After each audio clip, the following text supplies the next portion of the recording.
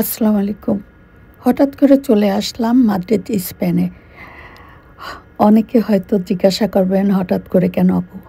আসলে আমার মেয়ে একটা সেমিস্টার এখানে করবে, সেজন্য ও এখানে আছে। তাই আমার লাস্ট ডে কাজের পরে আমি ফ্লাই করি। ১ দিন বা ২ দিন থাকি, তারপরে ওর কাছে আবার আমি নিউ ইয়র্কে ব্যাক করি। আজকে মেয়ের সঙ্গে বের হয়েছি স্পেনে আপনার ক্রিসমাস ডেকোরেশন অথবা নিউ ইয়ার্স ডেকোরেশন দেখতে। আর মাঝে টুকটাক যদি কোনো জিনিস পছন্দ হয় মেয়ের বা আমার, তাই একটু উইন্ডো শপিং করার জন্য। যদিও নিউ ইয়র্কে প্রচণ্ড এখন ঠান্ডা, মাদ্রিদে কিন্তু এত ঠান্ডা না। দেখেন লোকজন বাইরে হাঁটছে আর হাঁটছে।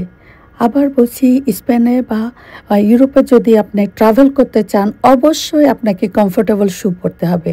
আদারওয়াইজ আপনি হাঁটতে পারবেন না। কারণ এখানে সব জায়গায় গাড়ি যায় না। মানুষ শুধু হাঁটে আর হাঁটে। সেজন্য কমফোর্টেবল শু পরলে পারে আপনি হাঁটতে পারবেন।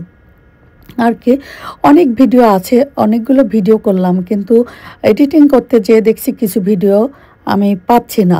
হয়তোবা আমার গোপ্রোতে আছে। পরের ভিডিওগুলো যখন শেয়ার করব, ওইগুলো থেকে আপনারা দেখতে পারবেন। আমার সঙ্গে থাকবেন, ভালো থাকবেন। আল্লাহ হাফেজ।